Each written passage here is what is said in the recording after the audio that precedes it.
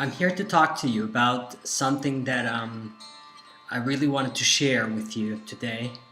I've just finished reading a book called Into the Wild, and it is a book that really awakens a lot of emotion and a lot of thoughts. Um, I have to say that while I was reading the book, I was always thinking about different things within me and how my life, in a way, kind of connected with the life of the different characters, or in this case, with the different people that participated within this journey that Chris took, departing from his family, from his stability, from society, and rushing off towards an adventure, which has a first part where he's still within society and he just meets different people until he finally arrives at the in Alaska, in the middle of all the wilderness and in the middle of danger and pleasure at the same time. Now, one of the things that I reflected upon was the fact that the past, the present, and the future are all interconnected. Now, this is no news for anyone, obviously, but I think that it's very important that when you live your life, you kind of have to pay attention to all these three dimensions. Otherwise, this could lead to a life that is not very pleasant, or it kind of drags on a bit.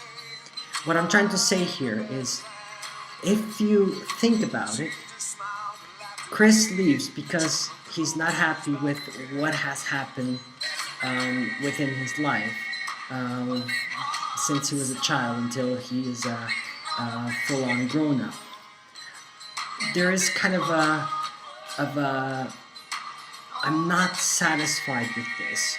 I'm not satisfied with how my family probably treated me, or of the decisions that they've made. So, in a sense, there is a shadow from the past that is now going to influence how he is going to lead his journey from there on. And I think this all happens, this happens to everyone, I mean. What I'm trying to say is that we grow up and there are a lot of things that happen to us in the past. And then our decisions, obviously, are going to be influenced heavily by that past. So the question I ask is, how can I deal with this?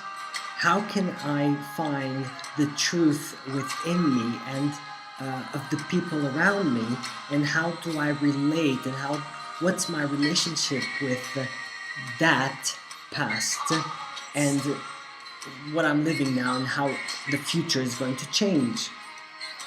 It's a very difficult question, and I have to say that it's not going to happen within a day. I mean, Chris made a journey of more than 2 years, more or less.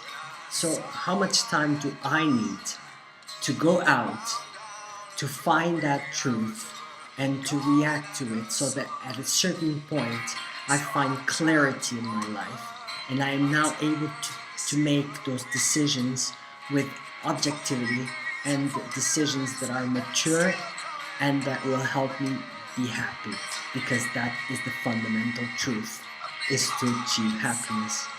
That's what we thrive to, we want to do, you know. So I think that I have to say that before we try to solve those issues from the past, first we have to go inside of us and we have to find those shadows and those demons and confront them and face them and finally forgive them, so that they can leave and they can go away. At the beginning of probably, or what I'm going to say is 2 millenniums ago, there were these religious people that chose to go into the desert and face the demons that were there, then if you kind of look closely to it, you find that they're not going there to face demons outside of them. They're going there, and within that fierce environment where there is nothing going on, they look into themselves, and now they are face to face with that reality that exists in themselves, and all of a sudden they have to confront it. There's no other option. That's the action that is occurring at the moment. There is no action outside the person. There's only the action, the thoughts, the ideas, the anger, the emotional state that you are, and you have to face that. So I think it's necessary for each and every one of us to go into the desert once in a while, to face those demons, to go there and to find out who we are truly, what is our truth. Face those shadows, forgive, and I underline the word forgive because it's such an important word. Sometimes we have the concept that forgiveness is just to kind of make everyone else feel good and kind of resolve the situation, and then it's kind of, we had a relationship, something happened, there was pain, now I'm hurt, and now forgiving means that I will go back and establish the initial relationship. I think that in certain cases this is impossible, and I say this because sometimes the wound is so deep that even if you forgive, the relationship cannot no longer go back to its original state. It's a scar that will never fully heal.